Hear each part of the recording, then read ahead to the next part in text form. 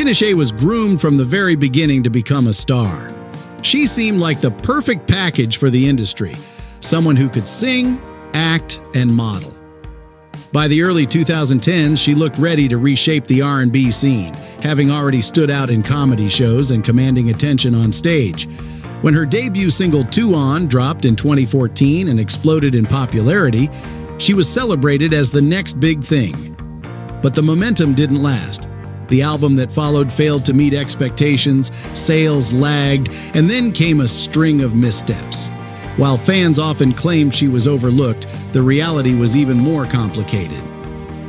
Born in Lexington, Kentucky, Tinashe's path always seemed destined for greatness. Even her name, meaning God is with us, carried a prophetic weight. When her family moved to Los Angeles in the early 2000s, she found herself at the center of opportunity. Acting roles soon followed, including appearances in The Polar Express, Aquila and the Bee, and 2.5 Men. Still, music was where her true passion lay.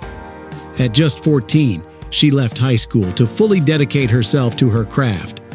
In 2007, she joined the girl group The Stunners, who were signed to Universal Republic Records. Their brief success led them to perform on Justin Bieber's My World Tour. But when the group eventually disbanded, Tinashe went back to working on her own, recording mixtapes and filming DIY music videos out of her bedroom studio in 2011. By then, it seemed inevitable that she was headed toward stardom. Her sound was raw, atmospheric, and magnetic. At 19, she signed with RCA Records, proudly announcing it on her Facebook page. She believed the label truly recognized her artistry, and the excitement went both ways. They were eager for her to get started. In January 2014, her first official single, featuring Schoolboy Q, was released. The track became a massive hit, going 4 times platinum. Later that same year, in October, her debut album Aquarius arrived. It was praised by the Los Angeles Times as outstanding, while Pitchfork called it a fresh R&B landmark, comparing her to legends like Aaliyah and Janet Jackson. The Billboard charts placed Aquarius as high as number 3 on the top R&B hip-hop albums chart. On the surface, her future had never looked brighter. But beneath the acclaim, sales told another story. The album moved only 18,000 copies in its first week, and over time, sold just 70,000 units, well below expectations. Still, Tinashe didn't let that slow her down. Without waiting, she threw herself into creating her next project. That's where the struggles deepened. Plans for a tour to promote her sophomore album fell apart when she canceled the shows, citing unexpected recording commitments in a Facebook post.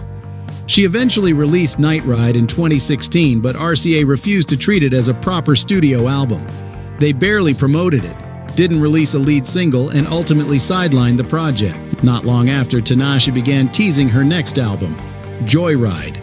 But once again, support from her label was minimal. On top of battling issues with RCA, she was dealing with her own health struggles. The first single, Party Favors, failed to gain traction, and her frustration started spilling over. At one point, she lashed out at her fans on social media, angrily dismissing what she felt was a lack of genuine support. You don't have my song. You're not a real fan. Go get that right now. Play it every day. Request at your local radio station. My shirt, do you see this? It says Grammy. Grammy. That's what I'm trying to get. So stop being a fake fan and follow me on Snapchat. On player on iTunes. What are you doing with your life? Why are you following me on Snapchat if you're not a real fan, if you're not really about that life? Why? Get player on iTunes. Get it now. In 2015, Tinashe appeared on an R. Kelly track titled Let's Be Honest Right Now. The following year, she teamed up with Chris Brown for the single Player. That song was originally intended to serve as the lead single for her long-awaited third album, but Tinashe eventually decided to pull it from the project, admitting later that she had never fully supported the collaboration. She even told Nylon magazine that distancing herself from it felt like the right move. It wasn't my decision. That's what people don't understand. But you know, at the end of the day, I still really respect him as an artist. I think he's really talented. Things soon spiraled into chaos. After Chris Brown told Kehlani to stop posting on Instagram following her suicide attempt, Tinashe unfollowed him on social media. Chris quickly fired back, insulting her by calling her a hobbit face ass. Their collaboration player only managed to peak at number 39 on the Billboard Hot R&B Hip Hop Songs chart, and it was clear Tinashe was entering a difficult period. Still, she believed that the eventual release of her long-delayed album would turn things around. After years of waiting, Joyride finally dropped in 2018. The Offset-assisted single No Drama reached as high as number 9 on the Billboard charts, but the album itself struggled badly.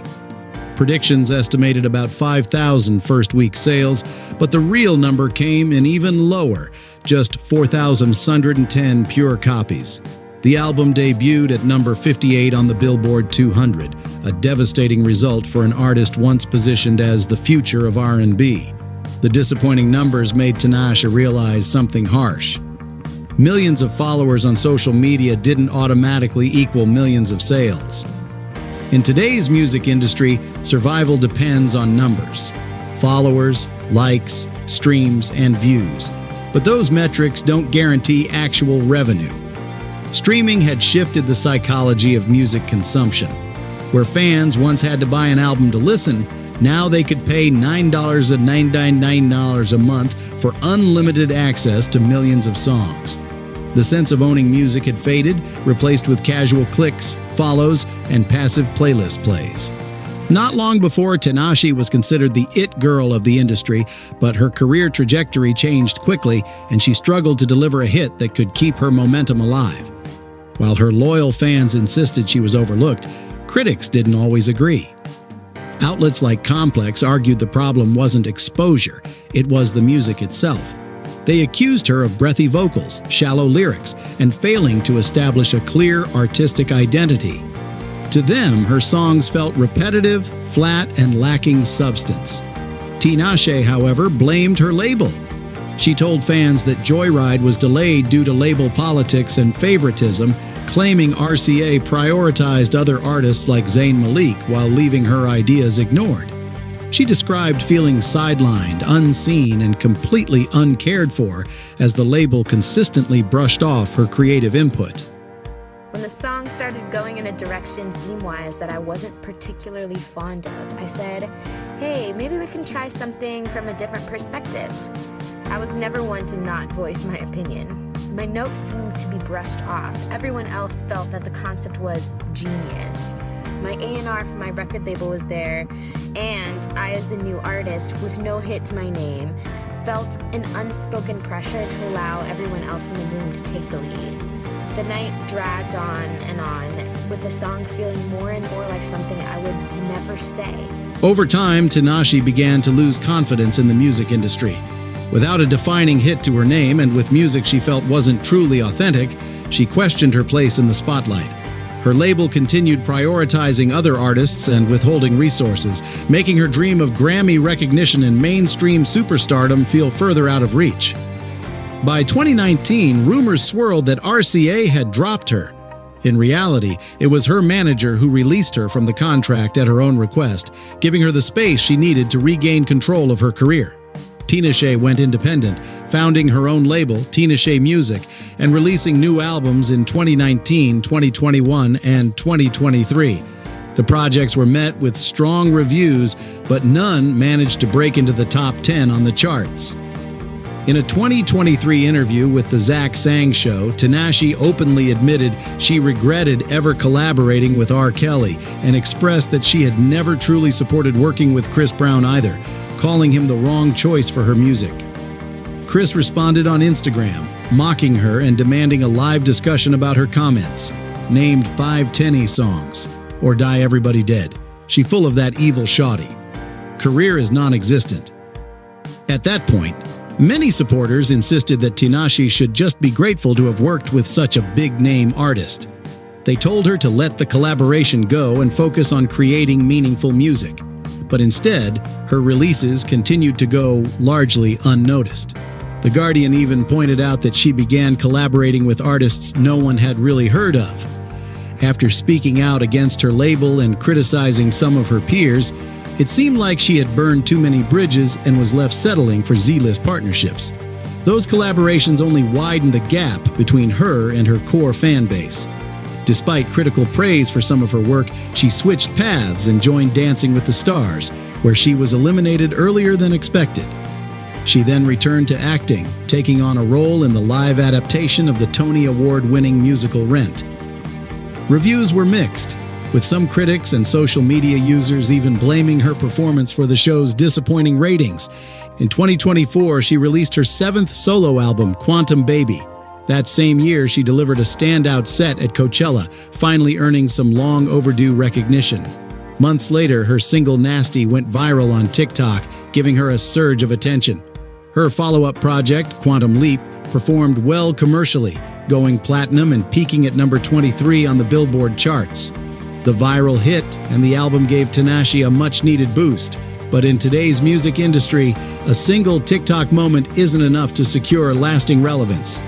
The hype dies quickly, and without consistent hits, even talented artists risk being left behind. For someone once seen as a future superstar, Tinashe's career has been a roller coaster of delays, drama, and missed opportunities. Still, she's found resilience in independence.